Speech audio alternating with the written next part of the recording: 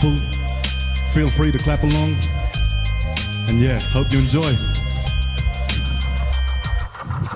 From the start to the finish, my friend, from the beginning to the end, rapping from the hardest, no easy task. Do what you gotta do and it'll last. Keep moving forward, never looking back into the past, cause it will just be a distraction, attacking your mental action. If you find some help for yourself, then you'll feel the satisfaction. Coming back in, then you'll make things happen.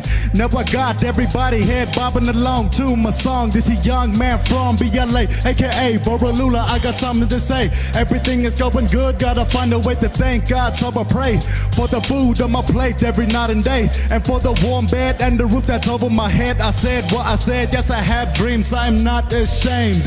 Don't paint us with the same brush, we are not the ones to blame. We are here to make a change that's happening around us, cause the bad vibe is surrounding us, trying to brainwash all of us. Grateful for my family, grateful for my friends, grateful for the love, I will hold it to the end. Grateful for my family, grateful for my friends, grateful for the love, I will hold it to the end. Grateful for my family, grateful for my friends, grateful for the love, I will hold it to the end. Grateful for my family, grateful for my friends, grateful for the love, I will hold it to the end. I remember I was hungry cause my family was always struggling and budgeting for money. Always broke, always used to hope my family would stop wasting money on harmful substances like alcohol and smoke show. My mom would always tell me not to do that, to do this as a kid. Now look on me now, standing in front of the crowd saying the words out loud. Then my family must be really proud of what a man I've become. Especially dad and mom, that they had a son that grew up not a screw up, that had fun even though we didn't have none. Sometimes it be a hassle, but kids gotta be careful. Most of the nights I played wasn't that full, but I was always grateful to get food, to stop the rumbling in my stomach. At least it was something so better than nothing to stop your fussing. Grateful for my family, grateful for my friends, grateful for the love, I will hold it to the end. Grateful for my family, grateful for my friends, grateful for the love, I will hold it to the end. Grateful for my family, grateful for my friends, grateful for the love, I will hold it to the end. Grateful for my family, grateful for my friends, grateful for the love, I will hold it to the end. Showing love to my supporters and fans, because I know how it feels to be ignored, embarrassed. After all, sharing is caring. From the darkness I'm emerging, searching for the lonely and broken, healing the ones that be hurting, trying to seek attention, trying to seek affection. That's your only intentions, it's the only interaction with the world that we living in. Some say that rapping comes naturally, while others rap casually. They don't know I'm struggling, but I'ma keep hustling. As long as I'm grinding, my heart gon' keep shining. Cry later, don't forget to keep laughing, so I can keep this comforting songs coming. You know Big T, keep it PG, ain't no need for cussing, I will never stop loving. Grateful for my family, grateful for my friends, grateful for the love, I will hold it to the end. Grateful for my family, grateful for my friends, grateful for the love, I will hold it to the end. Grateful for my family, grateful for my friends, grateful for the love, I will hold it to the end. Grateful for my family, grateful for my friends, grateful for the love, I will hold it to the end. Grateful for my family, grateful for my friends, grateful for my family, grateful for my friends, grateful for my family, grateful for my friends, grateful for the love, and I will hold it to the end. Thank you.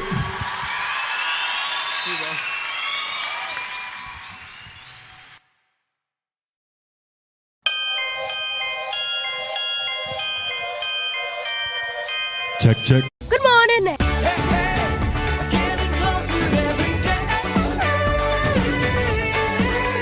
Welcome back to Yirara. Alright, good afternoon lads.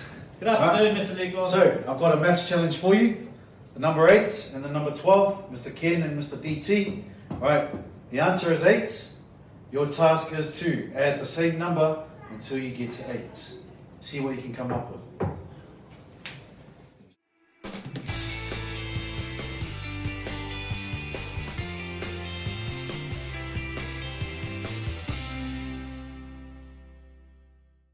Thanks for the challenge, Mr. Liko, the maths challenge. It's not my strong suit, but there was 2 ways I could have done this, and I chose to use 2s. And I did 4 sets of 2, 2 plus 2 plus 2 plus 2 to give me 8.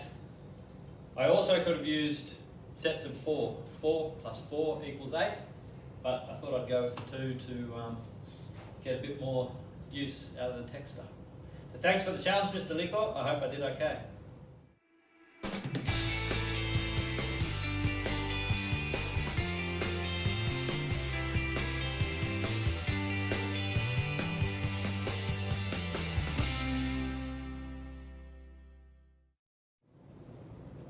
Right, thank you Mr. Liko and Mr. Max for the challenge. My name is Ken from Pathways, and as you can see here, I needed repeated numbers to make 100, so I went 20 plus 20 plus 20 plus 20 plus 20 equals 100. Thank you for the challenge, hope you enjoyed it. See you next time. Hey, Nah, how are you? Hey, good, thanks. How are you? Yeah, good, thanks. All right, we've got Nah here from Student Support, and I've got the maths challenge for him. So the answer is 12, and Nah's task is going to add as many numbers as you can to get to the number 12, but it has to be the same number. Let's check it out.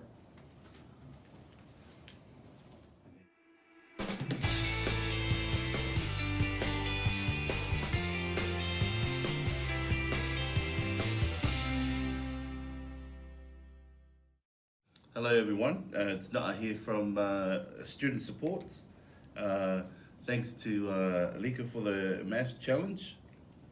So the answer to this equal 12 is 3, plus 3 is 6, plus 3 is 9, plus 3 is 12. Come in.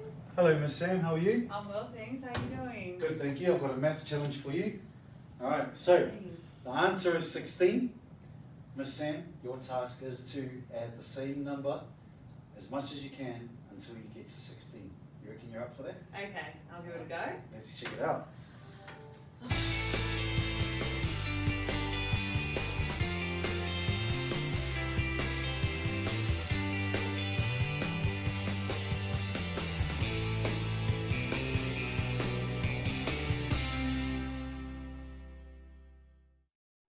Hey everyone, I'm Miss Sam from Student Support. Thank you, Liko, for the maths challenge. I added 4 plus 4, which equals 8, plus 4, 12, plus 4 equals 16. Hello, Miss Sam. Oh, hey. How are you? All right, I've got a math challenge for you. All right, so the answer is 15. Miss Sam, your challenge is to add the same number to try and see if you can get 15. Let's see how quick. All right.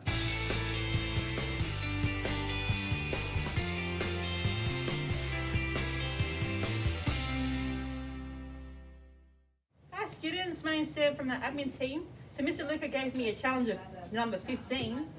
What I done was 5 plus 5 plus 5, and that gave me 15. Hello, Mr. Chris. Hello, Mr. Liko. How All are right. you? Good, thank you. How are you? I'm good. All right, I've got a math challenge for you. The answer is 9. Yeah. Your That's challenge the is, answer. yeah, this is the answer, not the question. But your challenge or your question is to add the same number until you get to 9. You reckon you're up for that? Yes, yeah. Yeah. All right then. Let's They have give to it a be go. the same. Has to be the same number Okay. until you get to this answer. All right.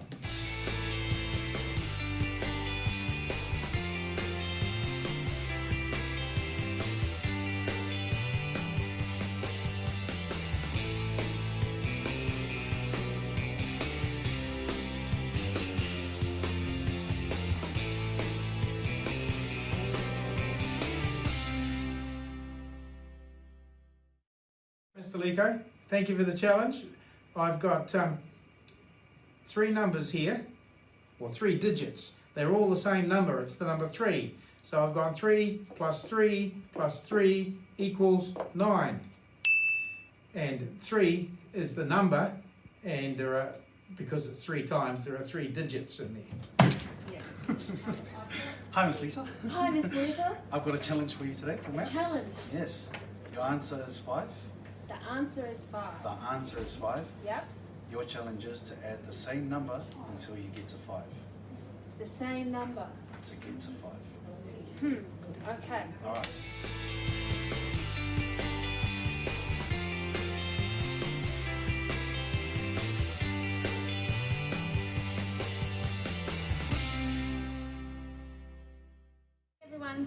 Miss Lisa. Thank you, Mr. Lickor, for the challenge of adding up the same number that equals 5. 5 is an odd number, it's also a prime number. So the only way I could do it was 1 plus 1 plus 1 plus 1 plus 1. 5 ones. Hello, Miss Tiffany. Hi, Mr. Lico. How are you? Good, thanks. How are you? Good, thank you. All right, I've got a math challenge for you today. Okay. The answer is 10. Yeah. Your challenge is to add the same number until you get to the answer 10. Okay. Yeah. Same number, the other 10. Yep. Okay, got That's it.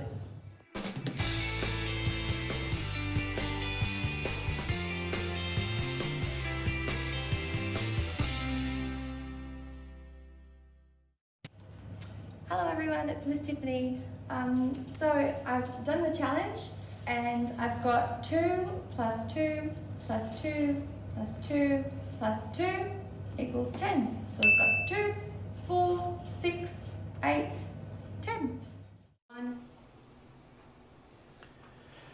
Good morning, everyone, and welcome to a brand new week of learning for this week, week 7. We are well past halfway through this term, so congratulations on making it this far. We're slowly getting to the finish line, but before we get into that, I've got lots more learning to do to bring to you right here at the Yirara 2U studio. So my name is Mr. Liko. I'm Mr. Keegan. Cool, and let's have a look at what we're learning about today. So on our first slide of our PowerPoint, you can see we are learning to understand other words that mean the same as multiplication. So we're going to have a look at certain words. We've done the same with addition, also with subtraction. Now we're going to move into multiplication, or our times tables. And there's lots of different words that you can use to help you understand this word a lot better. We're going to solve word problems using our counting skills, and Mr. Keegan is going to help me with that. And he's got a few practical ways that can help us with solving those problems as well. And that'll help you complete our next workbook tasks in your numeracy workbooks. So let's have a look at our first up task for today. So as you can see at the top there, it says, how well do you know your basic facts? Now underneath that we have words that mean the same as multiplication tables. So multiplication is another word for times tables. I know you know your times, but there's two other words there. We have lots of and groups of. And this is how we solve, or this is how we do our times tables, by putting it in groups or putting it in small lots that we're going to have a look at right now. So, Mr. Keegan, I see that you have a few kind of blocks or cubes there. We're going to see if we can do the first kind of row of questions that we have at the top of that, and that'll help you move on to complete, hopefully, the next set of problems there. Okay, so the first one we have is 0 lots of 2. So what does that mean, Mr. Keegan? We can look at that as a times table as well and go 0 times 2, if that helps. Mm-hmm. And we'll get 0 groups of 2 blocks. So ready? Nothing. Cool. You have nothing there, so the answer has to be 0. Because it's 0, there's nothing there. All right. Now the next one, we now have actual numbers. So 5 lots of 2, or 5 groups of 2 is another way of doing it. So Mr. Keegan's going to show us. So there's 1 group of 2, 2 groups of 2, 3 groups of 2, 4 groups of 2, and 5 groups of 2. And then we can count how many blocks there are. So there's 1, 2, 3, 4, 5, 6, 7, 8, 9, 10. Cool. Another way we can also count that is by skip counting. So as you can see, Mr. Keegan's got it in groups of 2. So if we were to count in 2s, how do we do that, Mr. Keegan? So we go 2, 4, 6, 8, 10. Cool. Same answer. Yeah, perfect. So we've done that a lot in the previous pages. You can count in 1s or you can count in 2s. However it is easy for you. Okay. Let's have a look at the next one. So we have 10 lots of 3. How do we work that one out, Mr. Keegan? 3. We'll get the same thing, but different amount of blocks. So there's 1 group of 3, 2, 3, 4, 5, 6, 7, 8, 9, 10. Perfect. Now, instead of counting in 1s, we've counted in 2s in that 5 lots of 2. How do we count this in counting up in 3s? So we'll go 3, 6, 9, 12, 15, 18, 21, 24, 27, and 30. Cool. And that gives you the answer of 30, or you have 10 times 3 equals 30. All right, cool. All right, we've got 2 more. We'll go through 2 more, and hopefully this can give you the confidence to move on to complete the next set of problems or questions on page number 16.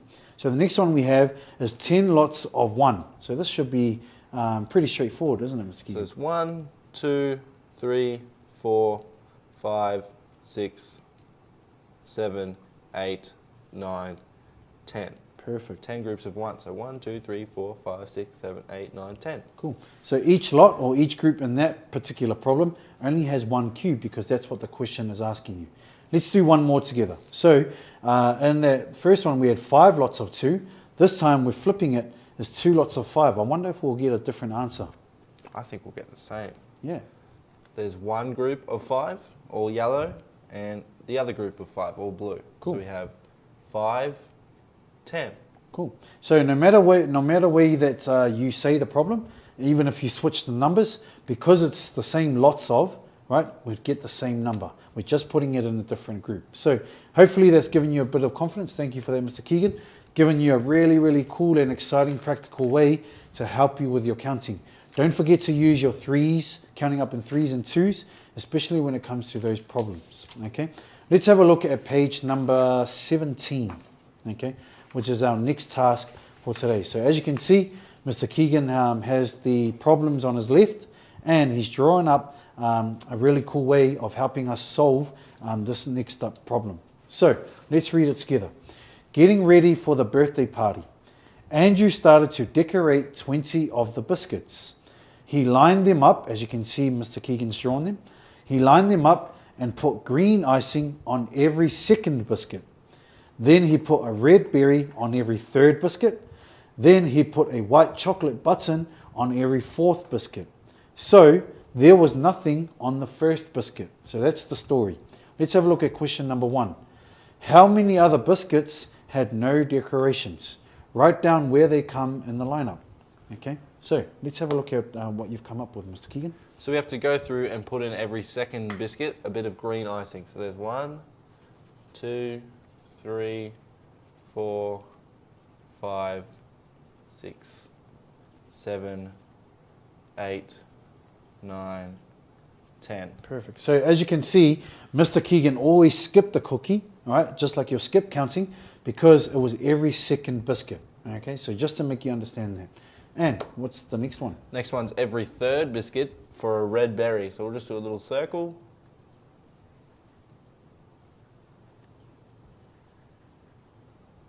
So again, Mr. Keegan is counting up in 3s, right? And this time he's skipping 2 biscuits because it's every third biscuit. Oh, and not there, you can color those biscuits in with the correct color. All right, and then he put a white chocolate button on every fourth biscuit. So the white chocolate will just be another yellow circle. Cool. Nice. So as you can see, Mr. Keegan is skipping 3 biscuits this time because every fourth biscuit is what you're wanting. Okay. So there was nothing on the first biscuit. So how many other biscuits had no decorations? So we're having a look at Mr. Keegan's drawings here, and we're going to count all the cookies where there's no colors at all. So there's 1, 2, 3, 4, 5, 6, 7. Perfect. Okay, so as you can see, Mr. Keegan has used his counting or skip counting skills. It's given you the answer of 7. Now, question number 2. Did any biscuits get all 3 decorations? So all 3 was the color green, the color red, and the color yellow, right? Which represented the green icing, the red berry, and also the white chocolate button. So let's have a look and see which cookies have all 3. We have 1 here, and that's it. Yeah, cool. Just the 1. All right, so you should have just the 1 cookie which has all 3 decorations or all 3 colors on them. Okay, and we've used our skip counting skills to help you solve those problems.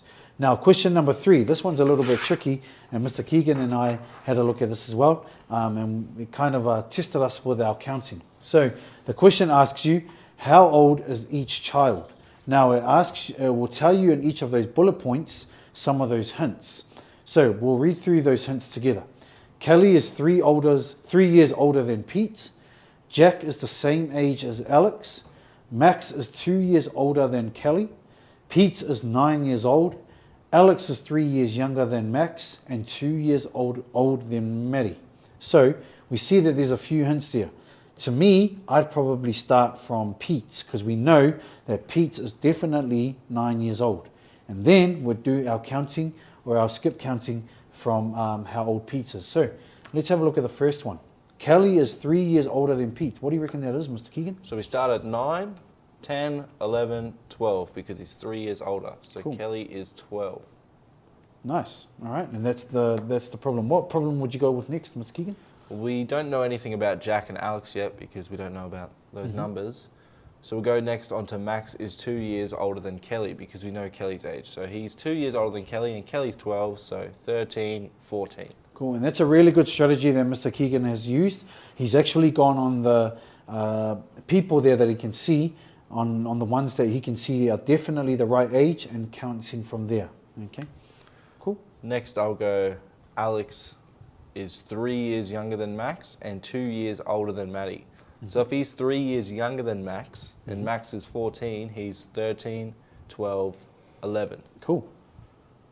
And he's 2 years older than Maddie, so taking away another 2, 10, 9. So Maddie must be 9. Cool. And then it leaves you with the last hints there.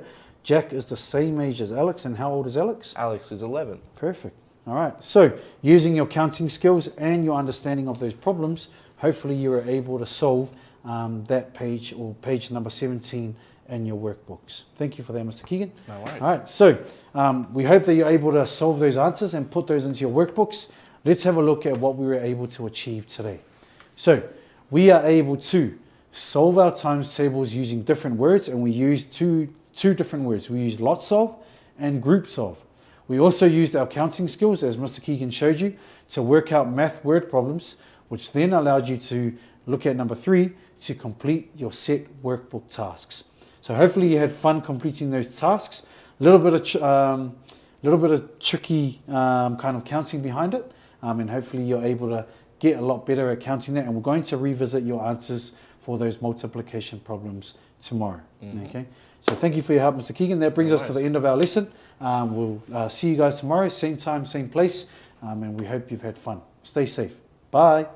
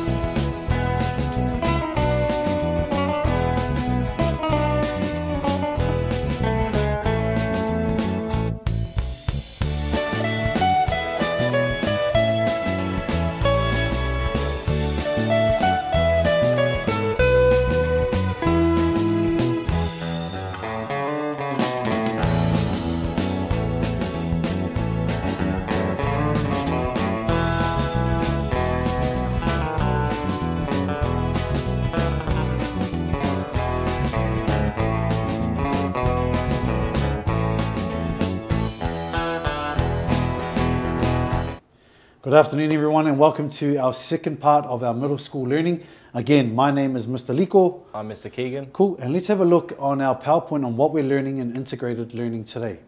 So, what are we learning today? We are learning to complete the excursion task in our workbooks on page 26. So, on Friday, we showed you a video where you met both rangers, Ranger Beck and Ranger Tim, and they were speaking to you about a particular place, and we're going to remind you of that in our lesson this afternoon. We're also going to learn about what fauna means. Now, we've looked at flora. Now we're going to show you an understanding of what fauna means, which is another key word that we're going to learn about in integrated learning. And we're going to look at images of different fauna around Australia to complete the first part of our workbook task in your workbooks on page number 8. But before we get into page 8, we're going to flip right to the back of the booklet, and you're going to go to page number 26. So if we come down here to the work desk, you're going to see, and let's remind you of the task. So from the video on Friday, you are to Complete the following questions about our excursion in Alice Springs given to us by our local ranger, Miss Jenny. Now, Miss Jenny wasn't on that video, but we had two other rangers, Ranger Beck and Ranger Tim. This is a good way for you to think about some of the cool ideas she is talking about and the places she has taken us to visit. So, the name of the place, do you remember the name of the place we visited on Friday? Do you remember, Mr. Keegan? Sure do. It was Simpson's Gap. Cool. Now, Ranger Beck and Ranger Tim showed us some frogs at Simpson's Gap, and that's what we're going to write on our sheet there on page number 26. Where is Simpson's Gap? Alice Springs. Cool. Alice Springs, or just outside of Alice Springs, and you can write that on your page. And because we watched it on Friday, we're going to put in Friday's dates. Which was the 11th. Cool. And the 11th of March, which is when we met Ranger Beck and Ranger Tim. Now remember, on that cloud underneath that, you're going to write as many ideas as you can around that brainstorm about what you learned from Ranger Beck and Ranger Tim. Now, if you need to re-watch that video, again, go back to that date on Friday the 11th of March, re-watch the video and see how many ideas you can put down around that brainstorm. Now, let's have a look at the questions at the bottom there. Numbers 1, 2, and 3. The first thing the first question is, one thing I learned from Miss Jenny on this excursion is, and because it was about frogs, maybe Mr. Keegan, he's going to write about frogs, or frogs at Simpson's Gap. Yeah? So he'll write frogs at Simpson's Gap because that's what the video was about. Okay, and you can write the same thing as well, but if there was any other ideas that you learnt about that you might have put around your brainstorm, again, you can put that as your answer in question number 1. Now, number 2 is, what is one thing you found interesting about this excursion and why?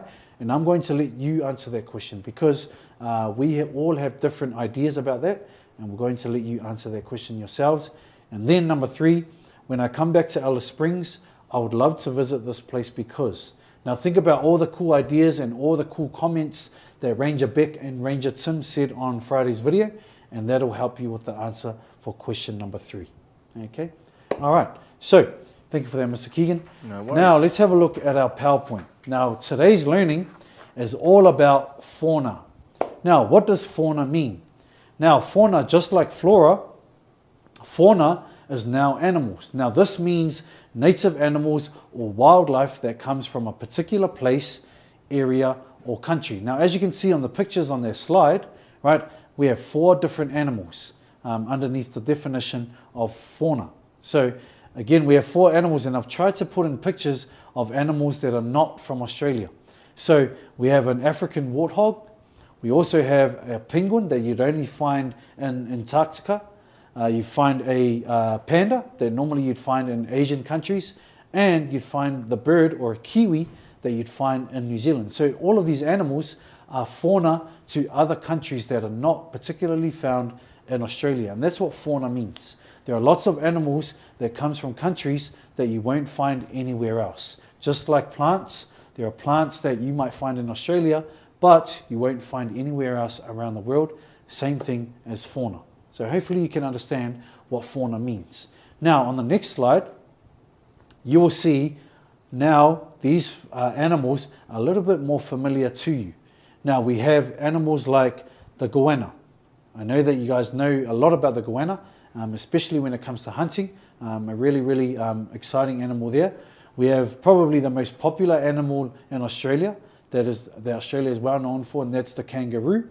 We also have an fauna that is only found either in the NT or dry areas, which is the thorny devil. Now that's a really interesting animal because you cannot find the thorny devil anywhere else around the world.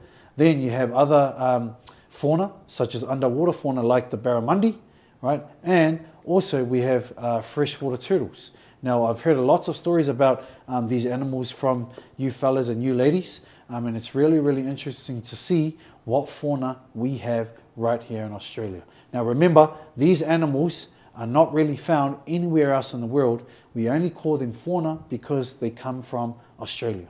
Okay. Now you're going to need to keep looking at the pictures of these animals, and while that is in your minds, I'm going to bring you to our work desk over here, and we're going to look at our task on page number 8 of our workbooks. So the task is, watch the episode about the different fauna, and that's today's episode, found in the Northern Territory. Using the information from this episode, or you can use your own information from the internet, you are to match the correct pictures of each animal in the left column to a key fact about that animal in the right column. So on the left there we have one row of animals, and then on the right there we have the row of key facts. And we're going to match those animals to the right fact. Now, if you remember what fact means something that is true and with proof. So all of these animals, the facts that we're about to explain about these animals, they have been proven to be true. So what animals do you think we have there, Mr. Max? Mr. Max? I'm sorry, Mr. Keegan? We got a kangaroo, a goanna, looks like a freshwater turtle, a barramundi, and the thorny devil. Cool. Now, on the facts on the right there, right, you'll see that they're all mixed up. Now, we just simply draw an arrow matching the correct picture to the correct facts. So let's have a look at a couple of examples. So the top one there, it says it lives in freshwater and saltwater, and another hint is it actually tastes really, really good. Now, I think I see a couple of animals there that might live in water, but I know the turtle only lives in freshwater. Now, there's another animal there that might live in water, but probably can survive in both. What do you reckon that might be, Mr. Max? Mr. Keegan, sorry. I think it'll be the barramundi. Cool. So it'll be the barramundi, and we know that as well because the other fact about it is it tastes really good. Have you tasted barramundi? I have. Keeks? It does taste really good. Yeah, awesome. So that's another fact about that. All right. So the next one is it loves to eat ants. It can change colors, and apparently it walks very funny. All right. So again, it loves to eat ants. It can change colors depending on the weather, and it walks very funny. What do you think that might be, Mr. Keegan? I don't think it's the kangaroo. They don't really eat ants. I would say it's the thorny devil based off the other facts. Yeah, perfect. Okay. So the thorny devil, we know thorny devil loves to eat ants. It can actually change colors if you didn't already know that, and it actually has a very funny walk. Okay. Now the next one is probably the easiest one of the different facts.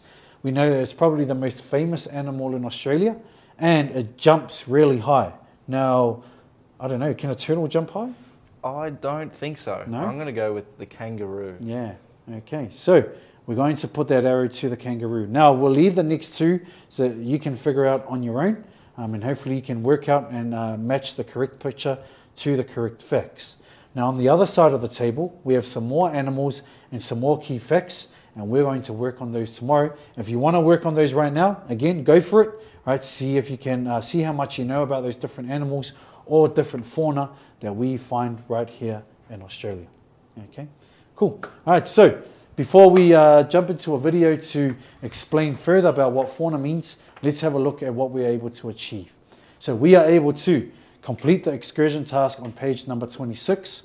We're also now able to explain what fauna means, all right, and we looked at different animals, and we're able to describe the different fauna in Australia to help us complete our task in our workbooks, and you're able to see those fauna on the PowerPoint that we've just shown you, but we will show those again in tomorrow's lesson. But before we finish off, there's a video we'd love to show you that talks more about animals, and we're going to go to Desert Park, where a local ranger or a local traditional owner of this land will talk to you about the different fauna and other animals that we can find right here in Alice Springs. Thank you for your help, Mr. Keegan. No worries. Right, and we look forward to seeing you tomorrow. Enjoy the video, same time, same place. We'll see you then. Bye.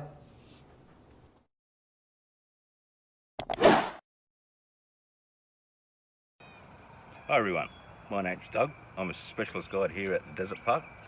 Now here at our park, what we have is a good display of native botanic life, native plant life, native mammal life, and a good emphasis on local Aboriginal culture. So every day in the park, we do presentations that bring all of these aspects together. And we also have 3 separate habitats on the park as well. This particular one we're in now is sand country. So what we've done on the park now, we do have native animals in our protected core area. So what we do when we walk around, we actually spot tracks. So if you come along here and have a look, what we can spot now is some tracks from one of our mammals here. Now, judging by these particular little tracks, we had some rain last night, so it's kind of left it quite pronounceable and easy to see, but this would be one of our native macropods, and it could well be either a brush-tailed bettong, and I'm sure that we still have marla free-ranging on the park as well. This is really good because part of our interpretation here at the park, where we do cultural presentations, we explain how the importance of tracking traditionally for Aboriginal people here in Central Australia and for Aboriginal people all over Australia. These were very good teaching tools to teach young people, particularly the young boys, because they had to know how to track particular animals, because when the boys become adults, of course, they're going to be hunters, so they've got to know how to track. Now, the tracks are pretty well pronounced now, it's like clear to see, because we've had rain last night, but also, there is a skill to tracking. What you have to do is this is going to dry like this now, so in a couple of days' time these will still be here. But of course, if you were hunting for survival, following a track that's made 3 days ago, it's not going to be very good. So again, like how the old people described it, if you look at a track in the dry time and you can see it's got sharp edges, you know it's fresh. But if you look at a track and the wind's had time to soften the edges of the track, you know that the track has been made quite a time before. Also, the way the old people describe tracking is, if you know your country, everything has its place. So, if you're looking, and even if you're walking across the rocky area, if you see a rock that you look at it and think, mate, that's not quite right, you focus on that, and then the track will start to form in front of you. This is the skill of traditional Aboriginal men in particular, and the women folk too, I should add. But tracking was such an important and essential part of life in traditional times.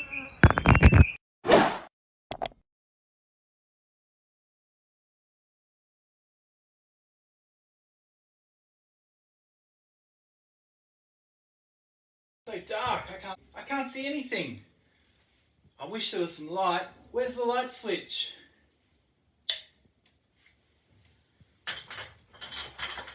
Oh, that's better. We need light to be able to see in the dark. So if we don't have energy, we can't light up our rooms in the dark. Today we're going to be looking at different forms of renewable and non-renewable energy. The advantages, which are the good things, and the disadvantages of each one. So let's go out to the lab and we're going to explore the difference between the two of them. Alright everyone, welcome back to Year 10 Science. Yirara to you, this is Mr. Kieran. Today we're going to be looking at different forms of energy. Now last week we looked primarily at solar energy. There were two different types that come from the sun. There's solar thermal energy, which is produced in the form of heat, and there's solar, what we call photovoltaic or light energy, which goes into the solar panels and gets converted into electricity. So we're going to look at biomass energy. Now biomass energy comes from the ground. It's made out of what we call, you can burn wood, that's a bioproduct. A bio means anything from the ground. Biofuel comes from the ground. Coal, you can burn coal. What are some other ones? You can burn, basically anything you can burn. Anything that burns and produces heat as an energy form is what we consider a biomass energy. Hydroelectricity. Now this is created with the flow of water. Now there's not much rivers that flow around Alice Springs where I am, so we don't have any hydroelectricity things around here that make energy with hydropower. Hydro means water. Think hydro, you hydrate with your water bottle, hydroelectricity. Now the energy comes from the force of the water moving. So the movement of the water flowing from uphill to downhill causes the generator to spin, which produces the electricity to light up the room, to turn on the lights, to to cook with, to turn on the fans, all that kind of stuff that requires energy from electricity. The next word we're going to look at is natural gas. Now, natural gas is a fossil fuel because it comes from the ground. So remember, fossil means it's created over many years. As a fossil comes out of the ground, once we burn it, it's gone. The next one we're going to look at is a power station. Now we went to Saturdine Power Station last week for our excursion, and we looked at where our power comes from. And the power station is the thing that converts the energy from one form, be it solar, be it hydro, be it wind power, lots of other forces are converted with a generator to make electricity at the power station. Wind energy, that comes in the form of the force of wind blowing against the wind propellers, which have a generator inside them. As the propeller turns, it generates energy and produces electricity. We'll look at geothermal energy, which comes from the ground. So geothermal energy is stored in the ground. Solar power, we looked at that last week. Hydrogen fuel, that comes from separating water into hydrogen and air. So it might be a bit confusing, but hydrogen is an explosive gas which is made out of water. Wave energy. Now when you're if you've ever been down to Darwin or on the coast in Australia, there's big waves at the ocean. Now these cause the up and down movement, and we can actually convert the wave force into energy using what we call a special generator that sits on the water and produces electricity. So they're all the different types of energy. Your task is now to sort them into renewable and non-renewable energy sources. Now remember, renewable means it can be recreated, and non-renewable means it comes from the ground. So once it's come up and been used, it's gone. So fuel comes from the ground, gas comes from the ground, and biomass comes from the ground. And once they're burnt, they're gone. You can't renew them. So those are the three forms of what we call fossil fuels, and everything else is renewable energy. Now these forms of energy all have advantages and disadvantages. They've got good things and bad things about them. Okay, behind me we've got a wind farm. Now this is a renewable source of energy. It produces energy from the wind. So the wind blows against the propellers. The force of the wind causes the propellers to move, and that produces the energy. Behind me I've got the geothermal energy. Now this comes from under the ground. So a good way to think of this is if you have your esky when you're going out and you're enjoying a picnic or a barbecue or a camping trip, if you bury your esky in the ground actually stops the thermal heat from heating up the cans inside the esky, which keeps your drinks colder for longer. So that's a good way to remember what geothermal energy is. It's about stopping the heat from the sun heating up it's taking the energy out of the ground, so taking that constant temperature from under the ground and bringing it above.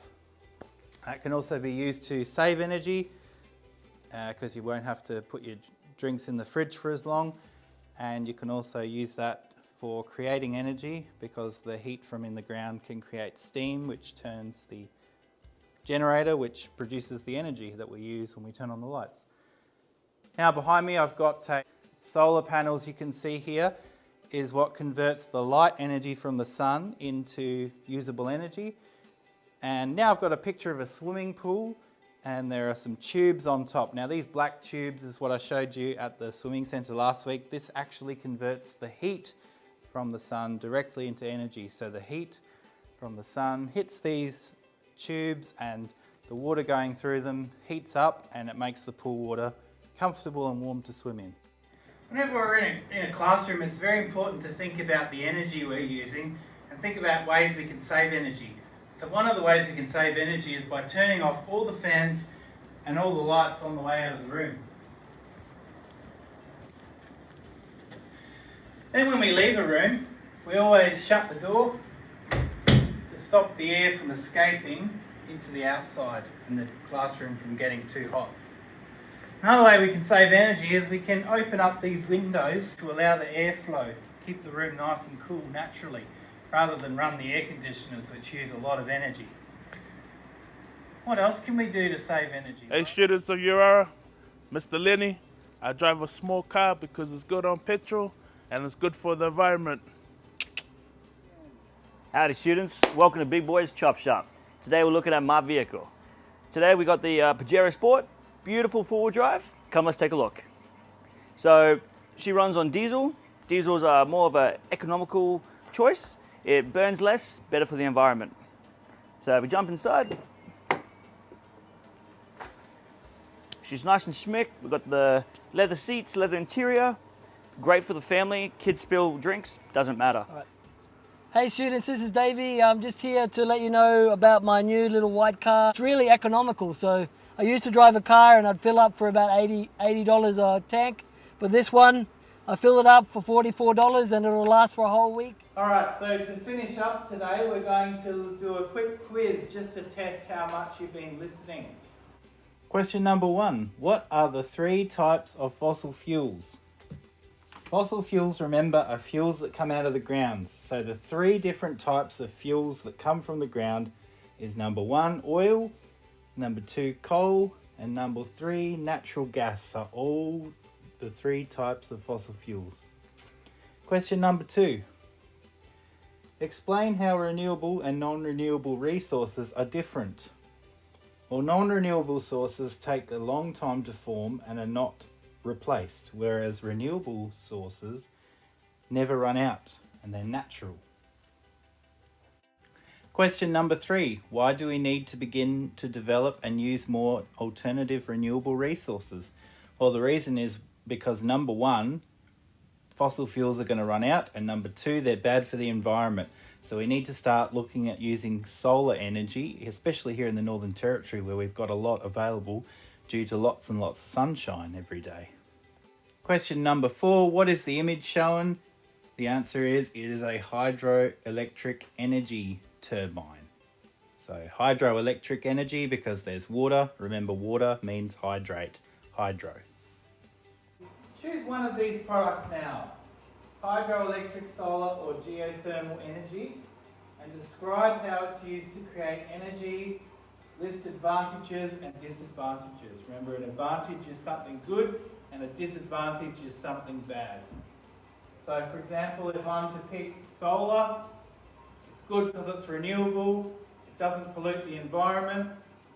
One of the bad things is it's expensive to install the panels on the roof, so it costs a lot of money initially to get it set up.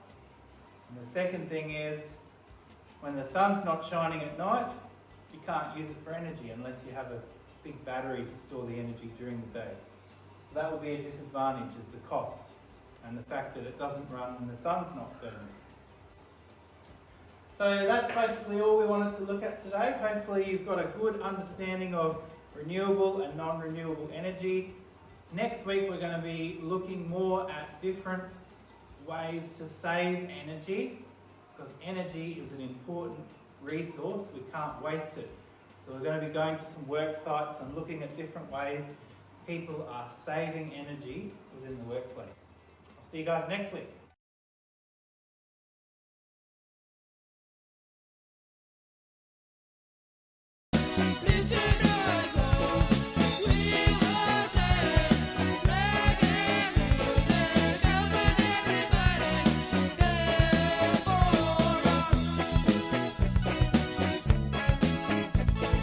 Everybody knows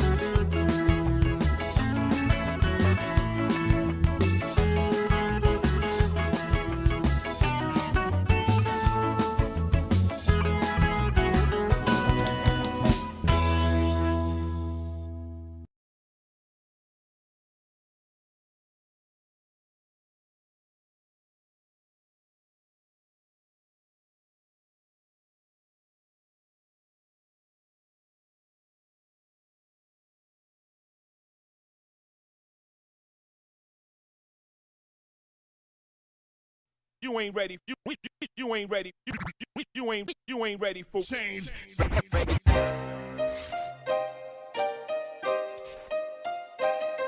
Only you can make the changes. Coming home in the paddy wagon, probably cause of the window you were smashing. Then with your friends the next day at school bragging, and maybe wagging with your pants swagging, talking about this and that, looking at your friends, you wanna copy that. Don't be a copycat, cause you will fall and stumble. Can't trust anybody these days, if your family get you in trouble. Drinking grog, smoking drug, puffing and sniffing on the spray, damaging your lungs, letting in the chemical gas. You ain't no gangster with your red and blue brags. It's Australia, represent the flag. In the darkness, trying to find my way out. Keep my motion flowing, going to shout it out. Got a lot going on, my thoughts in my mind making me blind. It's okay, let me freestyle and spit my rhyme. I hate it when the kids getting caught up paving their life for crime. Looking at you think it's a movie. I ain't no goofy, I'm my dark side, trying to find the light. Go home now and hurry. Stop making your mom and dad worry. Getting cop chase, better tighten up your shoelace. Get ready to own up to your mistakes. Kids, parents going to prison. Parents, kids don't listen. Late at night they're missing. Walking around town all night. Think you're cool, but you're a fool. You know that ain't right. Listen to this song, cause we made this. Underage kids getting locked up, we need to change this. Your favorite rapper Tupac said we need some changes. Here's the message, so take it. And I hope one day you can make it too. So that's the truth from me to you.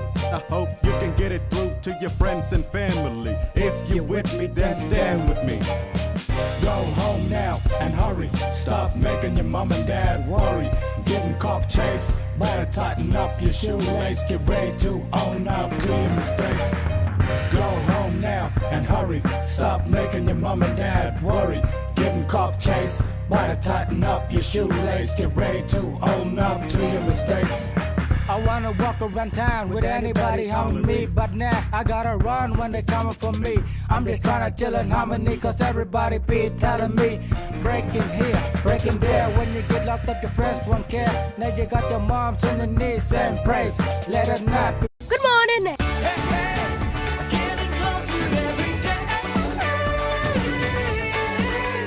Welcome back to Yirara. Everyone, how are you? Miss Andrea here again, and today I'm teaching you maths. So, looking at the board, we're going to do a worksheet which is about going on a holiday to visit the family. Now, what we're needing to do is look at the costs that Philip is going to have to spend beforehand, and have a look at his wages and do a budget. So a budget is working out the difference between income and what you're taking out, you're spending. So we're going to look at our first slide, which is going on holiday. And Philip is going to Cairns, and that's where I come from. So I'm going to show you a few slides of Cairns to show you why he is so keen to get there. Now this first one, if we could go back please, is the Cairns Lagoon and waterfront. So Cairns is on the east coast, so the salt water's there, but sometimes we have jellyfish in Cairns. So you can't swim in the salt water, so the council has built that beautiful big pool there, which everyone can use, and that's called the Cairns Lagoon. Now the next place you can go when you're in Cairns is to the water parks. Look at that, because it's very hot, and these are some of the things Philip will want to do in Cairns. Have a look in the background there, you can see the mountains and all the beautiful coconut trees, so maybe he'll eat some coconuts also. The next slide would be swimming on the Great Barrier Reef. Have you heard about that? Maybe you've got some up on the top end there. So that's the beautiful coral, coloured fish. See that big fish near the swimmer? That might be frightening if it came up in a hurry. And then the last image we've got there, oh look at that, that's called Mossman Gorge. Now that's where some of the Indigenous people live on a community out there, and they can swim every single day. It is beautiful, cool. There's plenty of fish in there, some eels and whatnot. So coming from Cairns, there's some of the things that I miss, and I'm certainly hoping Philip saves up his money and goes for his holiday there. So we better look at the worksheet. Now, as I've said before, when you get a worksheet, always go to the end and look at what the questions are. Find out what information you will be looking for in your worksheet. So you can circle or highlight the answers as you find them and then move them into the table. So on the side there where you can see go across where the arrow is, the question is, what is the total cost of Jeff's expenses for the year? Oh, I've used Philip, but it's actually Jeff. Never mind.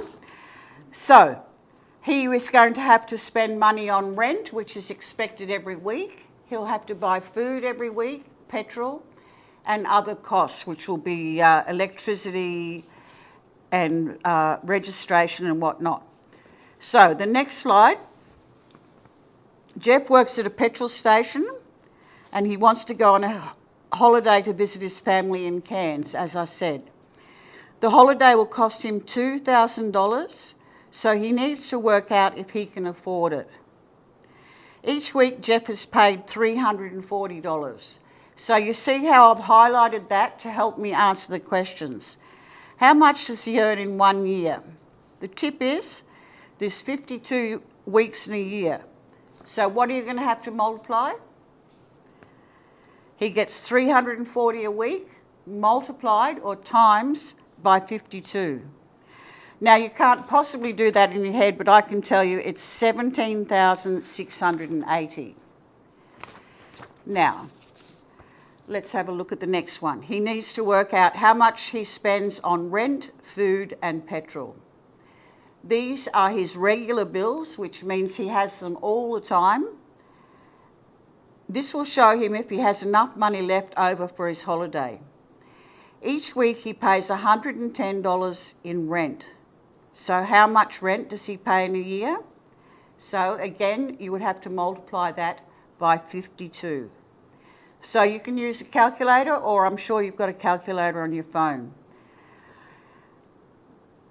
He goes shopping for his groceries every Saturday morning. He usually spends about $80. So how much does he spend on groceries in a year? That'll be 52 by 80. Now Jeff owns a car and it costs him $20 a week. You see how I've kept on highlighting these facts because this is the information I need. How much does he spend on petrol in a year? Well, 52 by 20, and you'll work it out. Now we're going to go to the part of your worksheet where you'll put all this information. So at the top it says each week Jeff must pay his rent, buy food and buy petrol for his car. He also has electricity, phone, car registration and clothes to pay for. Because you realise when you're working, you usually have different clothes than you would use for the weekends or when you're hanging around with your friends. These other bills will cost him about $3,000 altogether in a year. Question 5, what is the total cost of Jeff's expenses for a year? So I'm going to go to the down camera here. So the first one is rent at $110 a week times 52. All right, so we remember there's 52 weeks in 1 year. And the answer to that is $5,720. That's a lot of money, isn't it? Now food at $80 a week times 52 is $4,160. Now petrol, that's only $20 a week, so it's going to be less than food. but still times 52. And the petrol's going to cost him $1,040. Now you notice when I write the thousands, I always put the comma in, and you should do that with all your numbers. Always count back 3 and put your comma in. You'll also notice that I put all my numbers in the same place, so the place values are the same and I know what I'm doing. Okay, the last little bit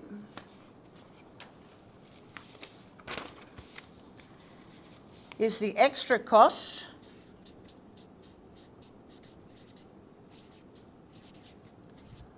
of $3,000. So what I've done is I've added them all up for you, and his total cost is $13,920. That's a lot of money. Now, at the beginning of your worksheet, you found out what he earned, which was $17,680, and we've got to take this away.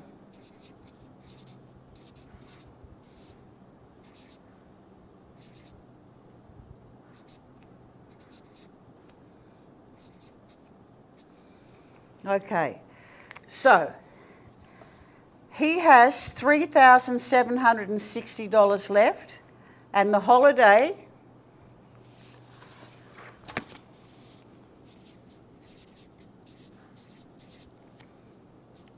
I'm just going to put holiday like that, is going to cost him $2,000. Take away 0, 0. 0 from 6 is 6, 0 from 7 is 7, 2 from 3 is 1. So he's going to have $1,760 aside. So can he go to the holiday? Yes. So that's one of the questions you have on your worksheet. Now, we've done that, and I know you won't have been able to copy that, but you don't need to because you need to do it yourself. Now, the next thing we're going to do is think about that he's going for a holiday with his family, and will that all be free, or should he buy some food and pay for his trips? What do you think? I think he should help his family. I don't think he should just go there without any money to help out. But as I said, Cairns is a beautiful place, so he will need to do some other things and enjoy himself. So he'll need some money for entertainment, which could include movies, music, theme parks, and tours and activities. So, like we looked at the reef before, he'll need to pay to go out on the boat, which you can see that, beautiful boat, and also to go up into the mountains on that lovely old-fashioned train. That's fantastic. Now also, he'll need some money for unexpected expenses, like the doctor perhaps, if he hurts himself, or if he breaks something, he might drop something, his sunglasses, and also he'll still need his phone credit. And also transport. He's got to pay for his airfares, petrol, car hire. Well, he's probably too young for that, but he might catch some taxis and buses, the boat and the train. Now, is it kind when you go out with your friends and families to sometimes buy them something, shout them something? So he'll need a little bit of cash for meals, snacks and drinks when he's out, and also buy some food for the house. Now this next slide shows you the beautiful markets that are in Cairns with all the lovely tropical fruits. See all the coconuts there? So that man can cut the top of the coconut off for you, and you can drink the milk and then go back later, he'll crack it open for you and you can eat all that soft white flesh. Then the ladies there have got some fruit, there's also some seafood and some lovely takeaway. Now lastly, on our last slide, we're looking at the day trips. So I had a look at some of the costs there. Now just for one person to go out to that island to look at the reef was $83, so it's not cheap. And if you didn't want to catch the train that I showed you before, you can catch something called the Sky Rail. That's that little carriage and it goes up high into the mountains and you just sit there with your family. And that's $171. So I hope you realise that when you do want to go onto a holiday, you have to, as I said, budget, plan out what it's going to cost, how much money you're going to earn, and whether it's going to work out, because you don't want to be stuck without any money. So thanks for listening, everyone, and I'll see you tomorrow. Bye for now.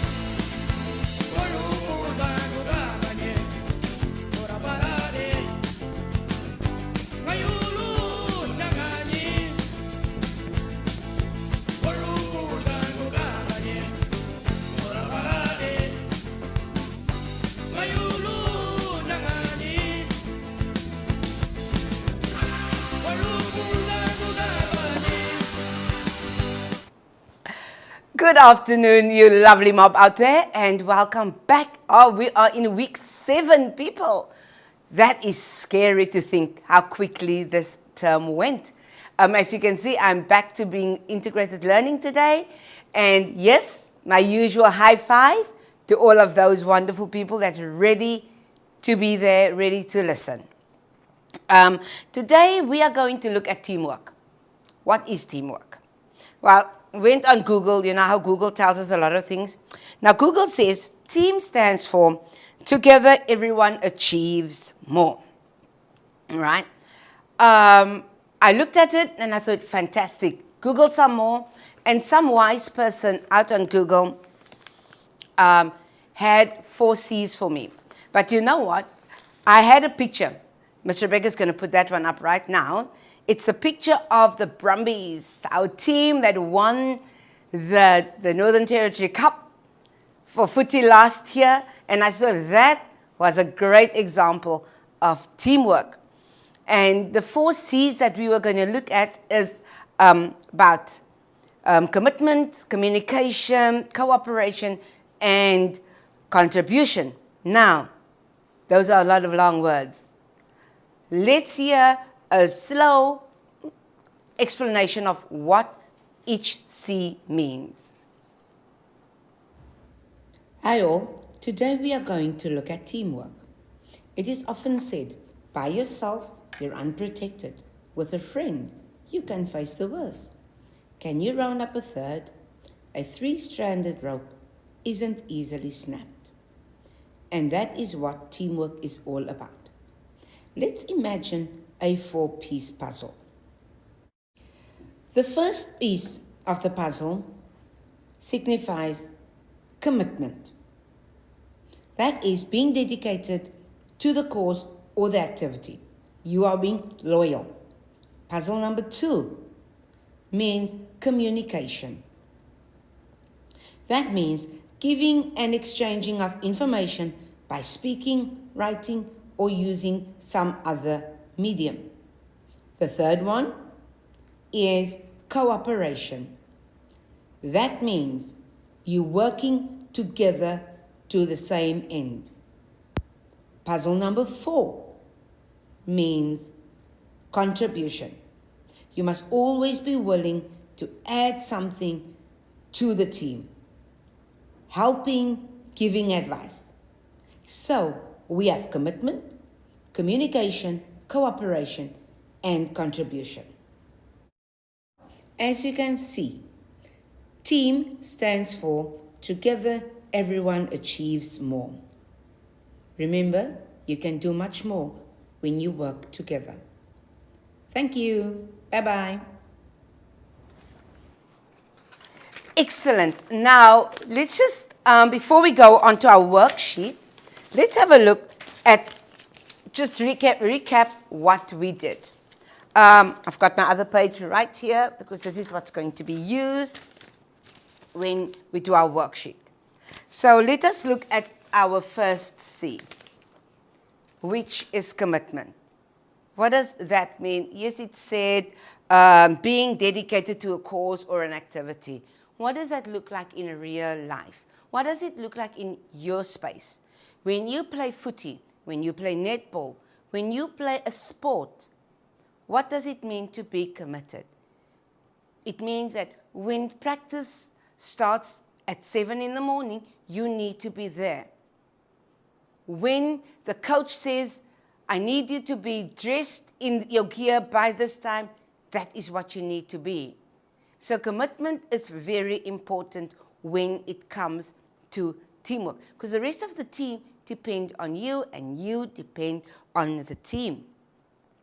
Our next C is communication, right? We need to be able to talk to one another. Imagine the Brumbies team. If they weren't talking to each other, they'll be all over the field. They wouldn't even win the game.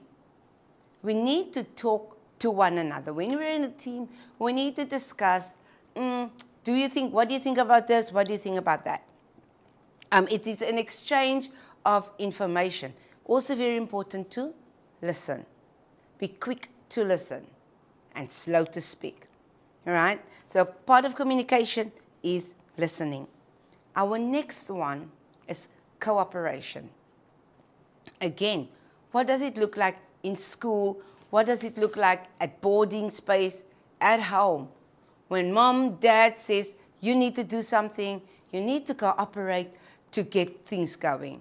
In boarding, you need to cooperate with your roommates to get the room nice and tidy so you can go down for morning tea. If you have to go for footy, morning training, you need to cooperate with the Clontarf staff to get through the morning routine. And then our last one, contribution, right? That means the part played by a person in bringing about a result or helping someone to advance. Yes, that's a dictionary definition. Again, how do you contribute within your team? How do you contribute? You have to be able to be out there, step out there, and give your ideas. No idea is a stupid idea. No question is a stupid question. You need to be able to ask questions, and you need to be able to contribute your own opinion.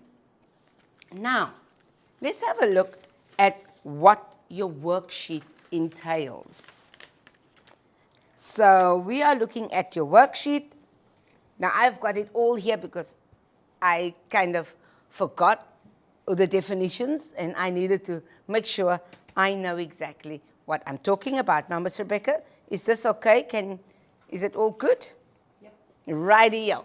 So, what's your job in your worksheet?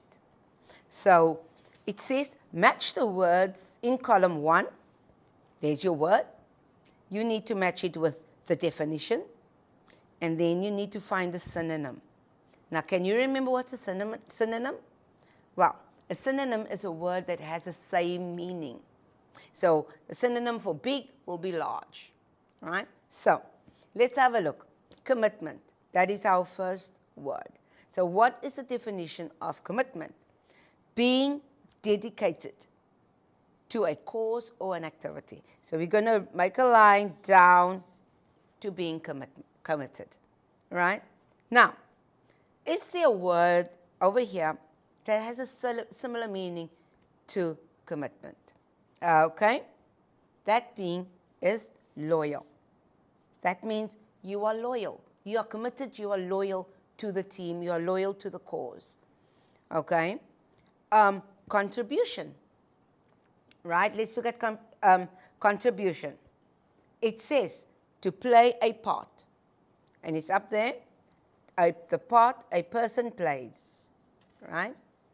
And a synonym for contribution would be offering. So from contribution, we're going to go all the way down to offering. So I've done 2 for you. See if you can do the other 2.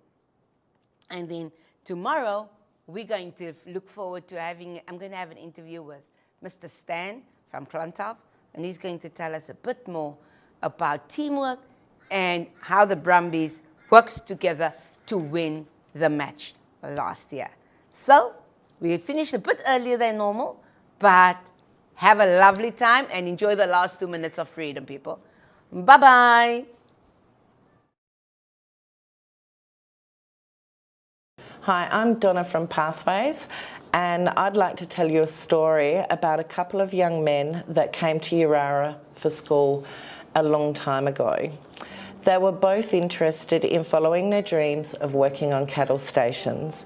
We supported them in organising work experience in the industry so that they could increase their skills and be able to make decisions about their career choices based on some real related experience within industry. We worked with an organisation to get them places on a cattle station for work. The young men were lucky enough that they were placed on the same cattle station and could support each other. The cattle station was one of the most remote cattle stations in the Northern Territory. They loved their work. They had long days working from before sunup to after sunset and sometimes longer. Sometimes they were too far away from the homestead and had to stay out overnight. Station life, the family and other workers were good people, and they helped look after and support the young men. One of the young ladies was a very special part of their station life.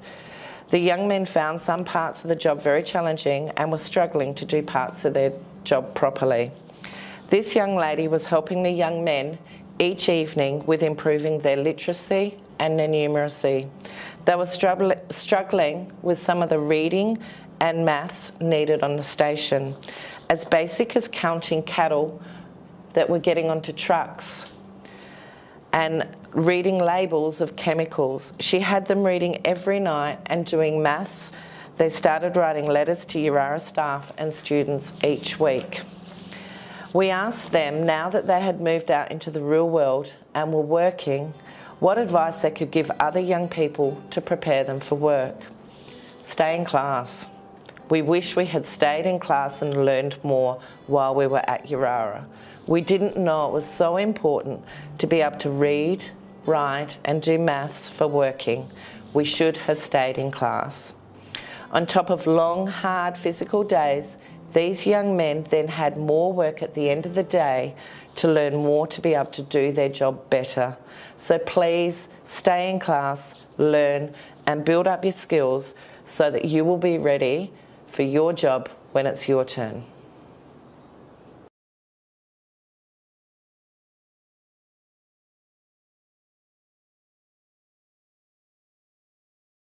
Welcome everybody, this is me and my brothers who just kicking back in the studio, and this is dedicated to my Yanyel and Garwa people. RTL and BLA, let's go!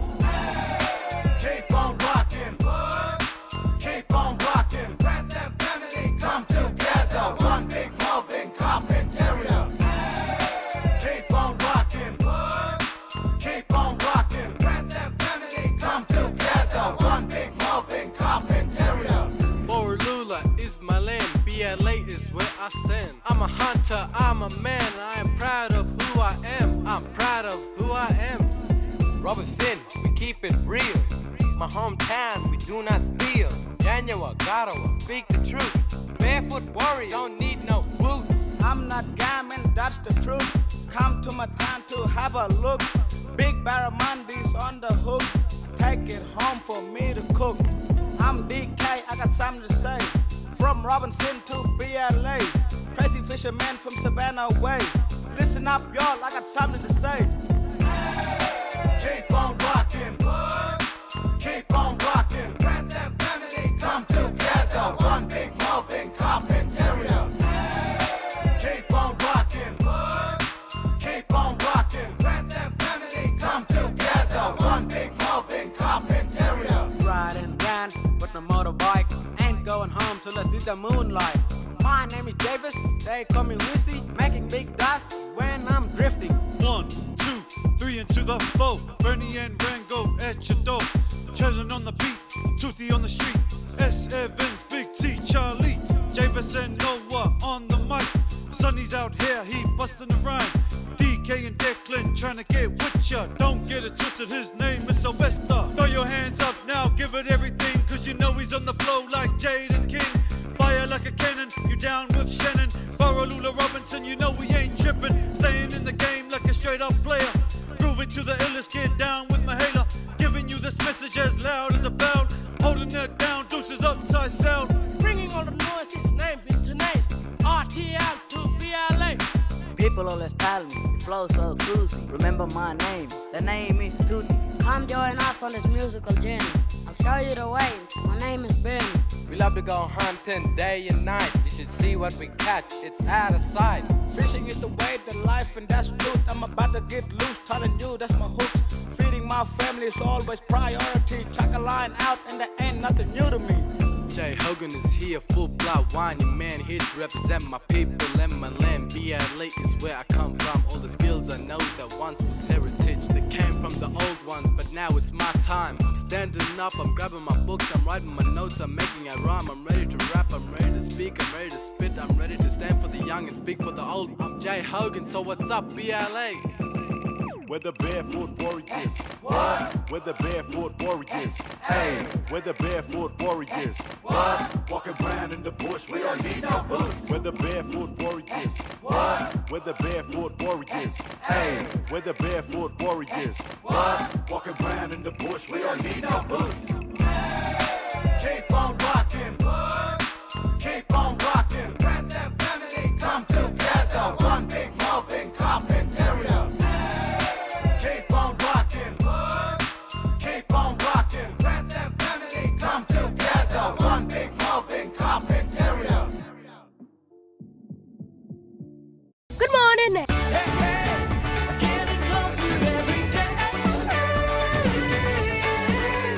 Welcome back to Yirara. Hi, Yirara to you students, a senior class in particular. We're here with the next session that we've got of integrated learning. So I hope you're ready to do a little bit of work, do a little bit of thinking, answer a few questions. It's going to be pretty easy. We're in week 7 of school now, so it's already, the weeks are ticking by, and it won't be long until this first term is over, and we'll get to see you face to face in second term. So we're really looking forward to that. Okay, just to keep the momentum going, I've got a few jokes just to ask you today, or a few things to tell you. What did one elevator say to the other? The elevator said, "I think I'm coming down with something." Okay, what do you call a belt on your pants? What do you call a belt with a watch on it? A waste of time. That's Why don't skeletons fight each other? They just don't have the guts. Okay, now this one's a bit complex, and I might have to write the word. So these are just a few jokes about the English language, which I like playing with. But what is the longest word in the English language? No ideas? The longest word is smiles, because the first and last letters are a mile apart. So if I go smiles, in the middle there is mile. So, okay. What word becomes shorter when you add 2 letters to it?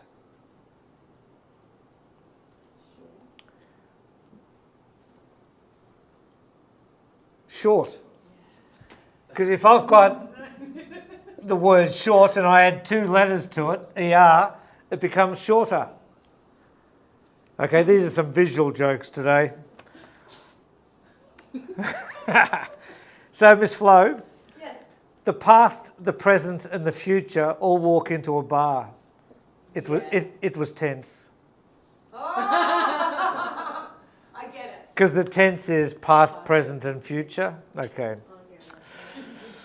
Okay, nothing in the English language starts with N and ends in G. Now, before you start listing words, thinking in your head, think about it. Really think about it. Nothing in the English language starts with N and ends in G. Okay, I hope you're not rolling around on the floor laughing too much. And look, there are a couple. A guy sends the following text to the family chat. Okay, so it's a group chat, sends it to his family, and the chats, and what he says is, let's eat grandma.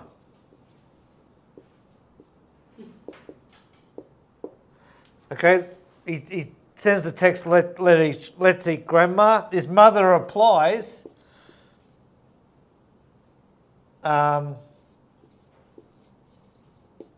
that's let's eat grandma. So that comma there actually saves a life. Originally it was let's eat grandma, but now it's let's eat grandma. Okay, and last one. Before visiting the lion, an English professor said to his students, make certain you understand the difference between your dinner and your dinner. All students but one got it. That student was never seen again. So we got your dinner and your dinner, where this one is, and make certain you understand the difference between your dinner and your dinner. And this one says, you are dinner. And the lions made sure that they were dinner. Okay, so hopefully something to think about. Now, we're looking at alcohol for this, the rest of this term. We're not touching it, we're just looking at it. I know. And I'm told that's the best joke I've said today. Okay, so, and we're going to look at, I guess, a little bit at the history of things and the shaping of Australian culture. Because in Australian culture, there's a lot of jokes, there's about alcohol, which make it seem a socially acceptable thing to do, that people all want to do. There's other aspects of it where, you know, it's seen that to be a part of a group, it's important to have a drink, and you go after work for a drink and you celebrate with a drink. And drinking alcohol seems to be so much a part of life. But we're going to look at a little bit at the shaping of Australian culture. So if you open your books to the page that I'm now going to show you on the screen, and it says Week 7, the shaping of Australian culture. Alcohol is a legal drug for people to use in Australia and most of the world if you are over 18 years of age. And in the USA, the legal age is 21 years old. So for all of you students here, if you were to go on a trip to America this year, none of you would be able to drink alcohol legally over there. It has even been said, actually no, let me go back a step first. In Australia too, it used to be that the legal age for drinking in Australia used to be 21. But then when World War I and World War II happened,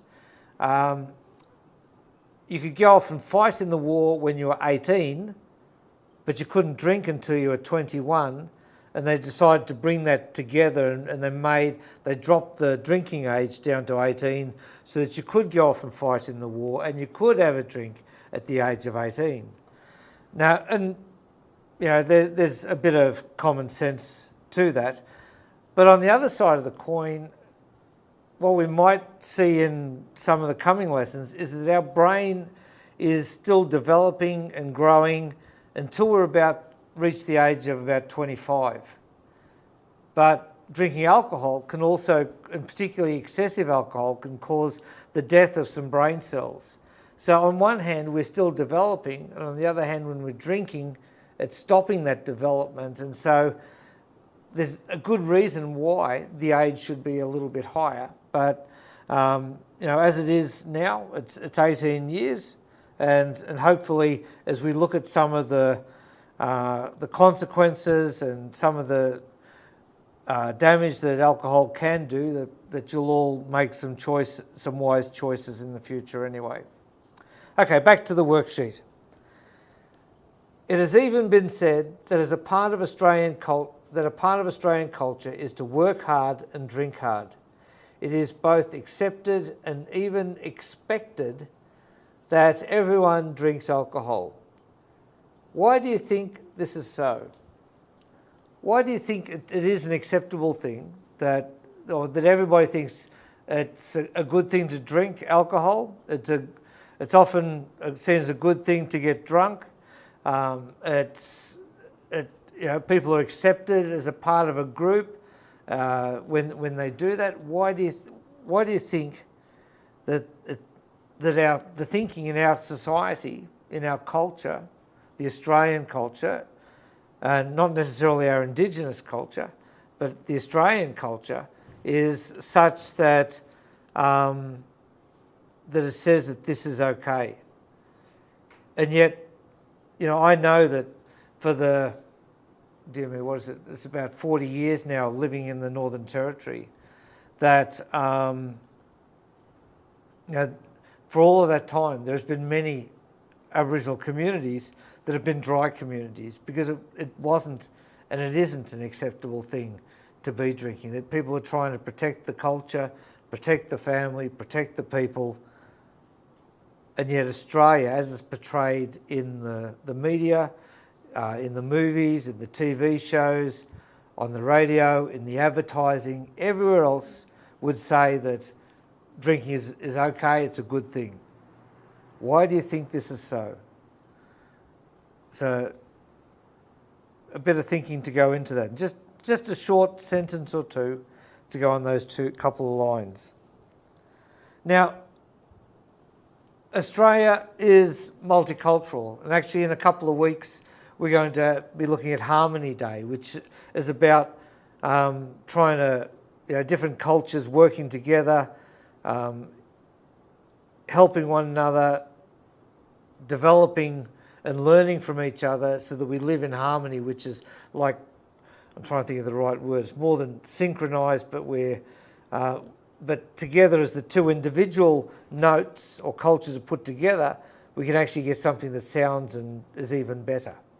So, and a part of that is that other cultures from around the world all have different emphasis and are known often for different things. Now, some of what I've put here in this worksheet is that the Germans are often associated with beer, and they even have a month of celebrations in October when they celebrate beer called Oktoberfest. The French are associated with wine and champagne, and the Italians with wine. English, as the first people to come here to Australia to set up colonies, and those are for their drinking beer, even warm beer. These immigrants have all shaped the modern culture of Australia. Is this good or bad? And why do you think this way? So you might say, I think this is good, I think this is bad, and then put a because and say why you think that way. Because rather than just going, oh, it's good, it's bad, I'd like to hear from you a little bit of why you think it is that way. Because then as you understand why, that will help you to make some choices in the future. And look, and Australia has been influenced by so much as immigrants have come here to Australia, and a lot of and everything has changed over the past couple of 100 years. As a multicultural nation, we are shaped by our history, and our culture is always evolving. This is not just with alcohol, but it is seen easily with the food that is consumed. 40 years ago, for me, all the food was English with meat and vegetables. But now there are Thai, Chinese, Korean, Italian, Mexican, and food from other countries on our takeaway menus. We have become very multicultural, and that's evident in just the way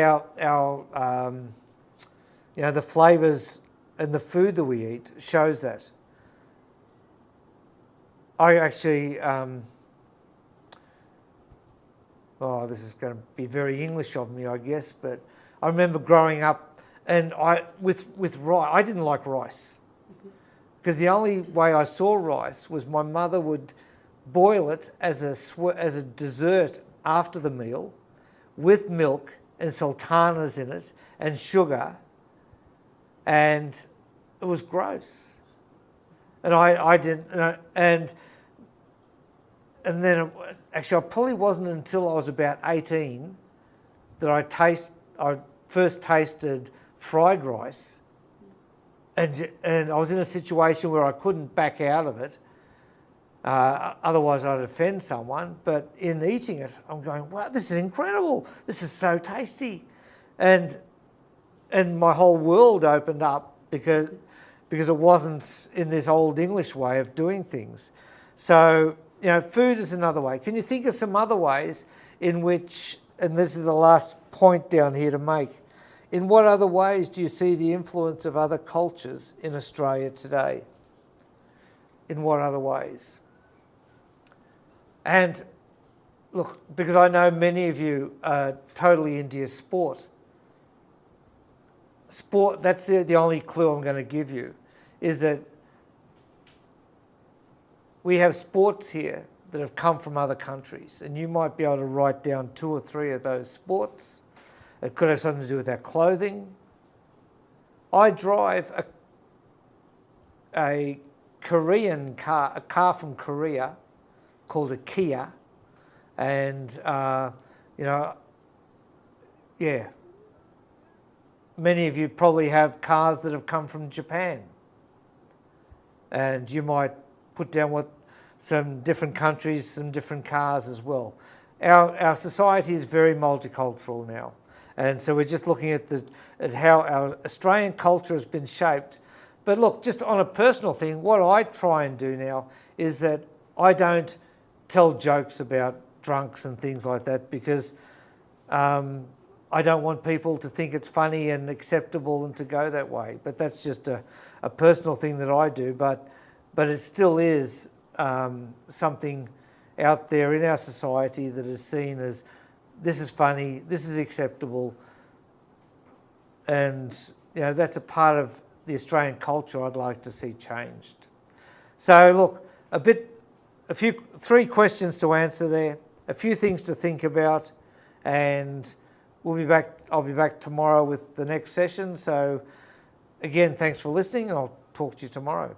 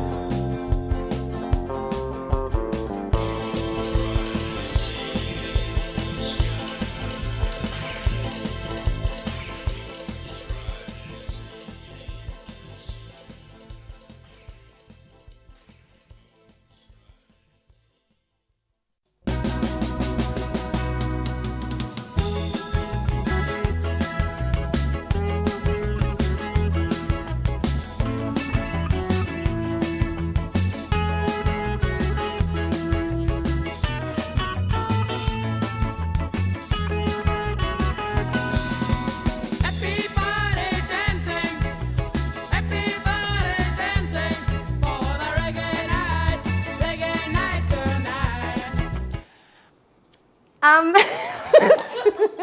mucked up my intro, but I'm ready now. Okay, hello senior students, year 11 and 12. Here we are. We're about to do some maths, and this is our maths workbook that we've been looking at for probably a week and a bit now. And we're actually going to go back a couple of activities to show you what we did today at school. So we've got a few students here on campus, but not many, and we're missing a lot of you. But with this small amount of students, senior students, we went out and we did a bit of exercise on maths and measurement. And I'm going to show you a video now and you can have a look. And then we're going to go back to the worksheet and you can see how they took the activity and filled out the information. And then we're going to do something live, a bit similar. So let's have a look at the video now. All right, so here we have some of our students and myself measuring the width of the basketball court with our feet. Now, some students, you can see, are not doing it right because they're not touching their toes to their heels. But at the time I didn't, but look, here we go. Peter Morris is. He's taking it nice and slowly. I was taking it slowly. I was getting it correct.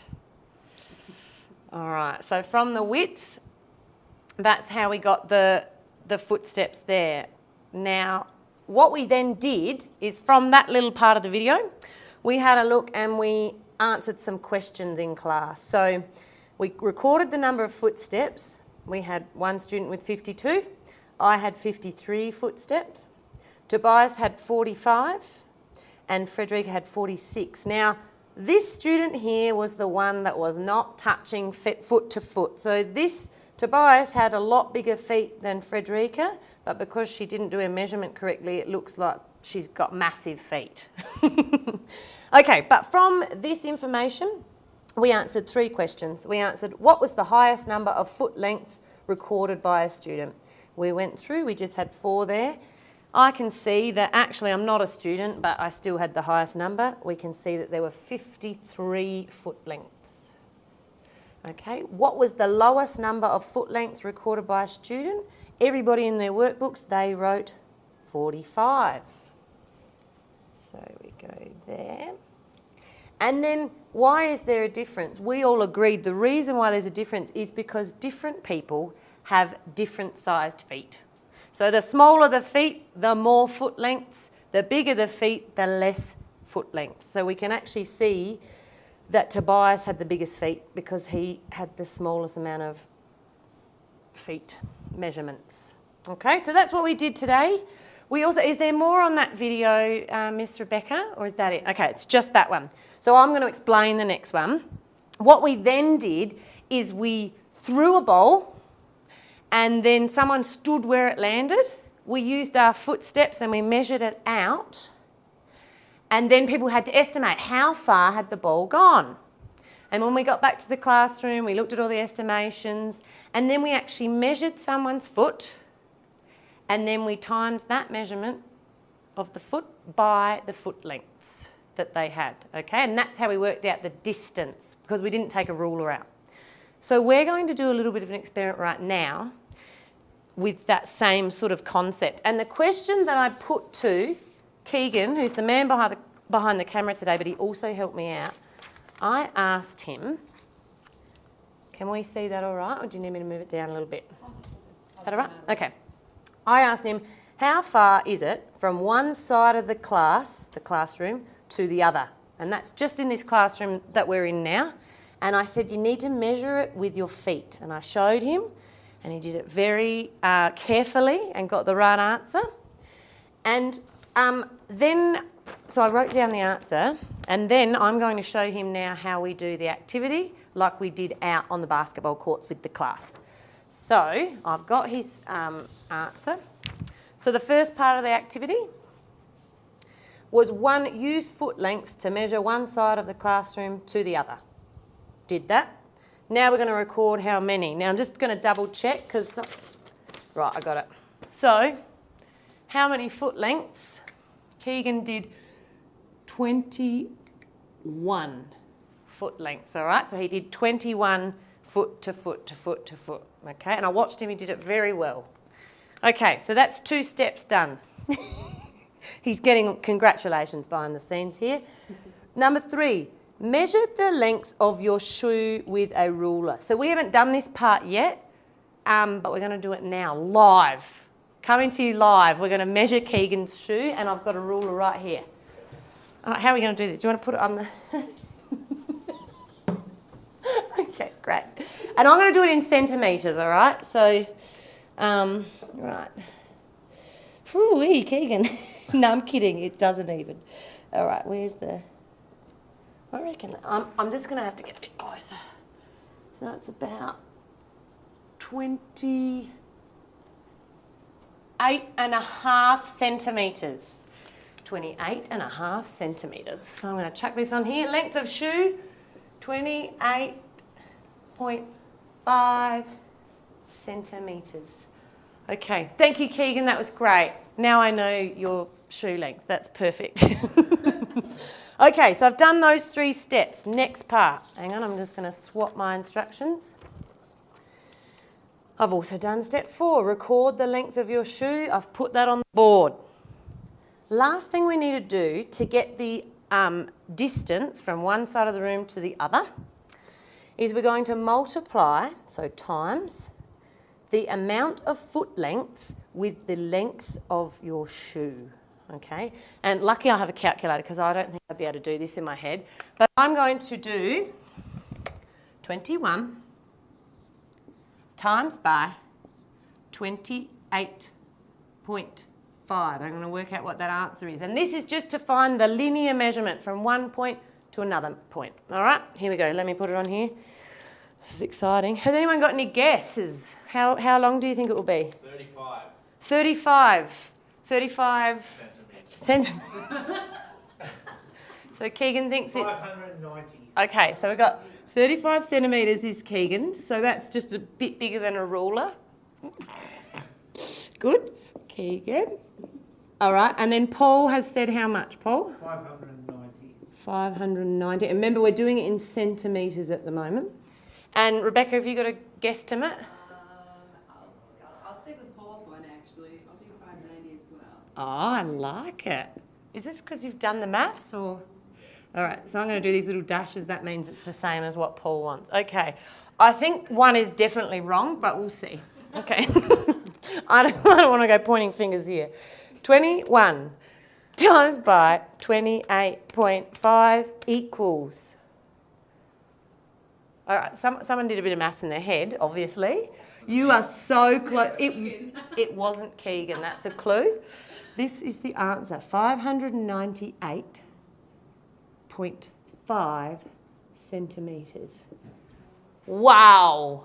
Very, very close. Paul and Rebecca, if I had a prize, you'd get one.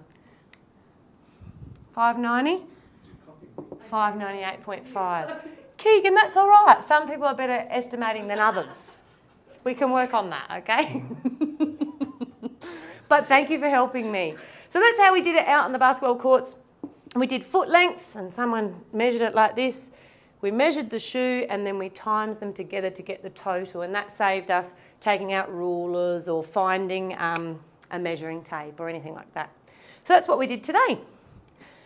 And, Hey, so oh, hang on, I've got a question behind the scenes. Ready. While it's happening live, because 598 centimetres sounds like a lot, but really, how many metres is that?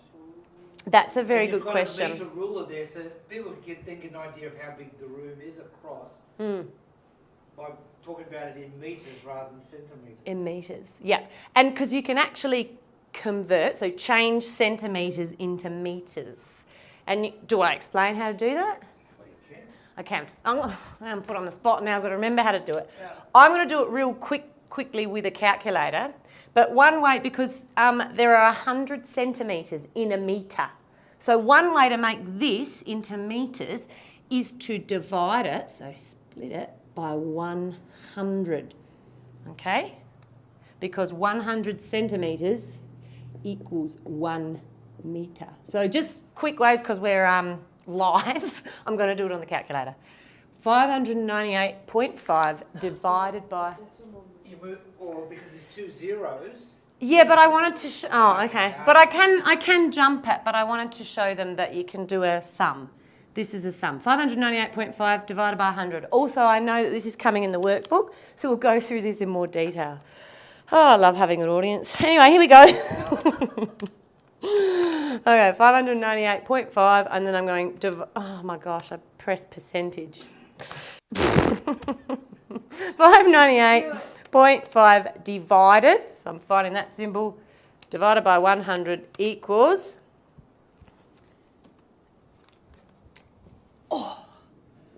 5.985 meters. And Paul was actually saying, he's behind the scenes, but he was saying you can actually jump this decimal 2 places. 2 zeros, 2 places. So 1, 2, and it goes in there.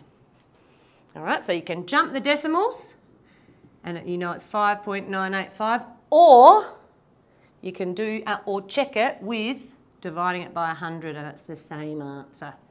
So across the classroom, 5.985, and we got that all from Keegan's shoes. We got this answer, so thank you for that. Who would have thought when he put his shoes on today, he'd be measuring? What a day. All right, I think that's enough from me. I feel like I've run around the classroom. Okay. So that's maths for today. I went back a little bit because I wanted you to see what we're doing here at school. We're a little bit behind. Hi, Miss Fleur. Oh, hello, Miss Fleur. I've got so many people here today. Love it. Okay. I will see you tomorrow for some more maths, and Paul will see you for some more integrated learning. Thanks for watching. Thanks, Keegan. Bye. Good morning.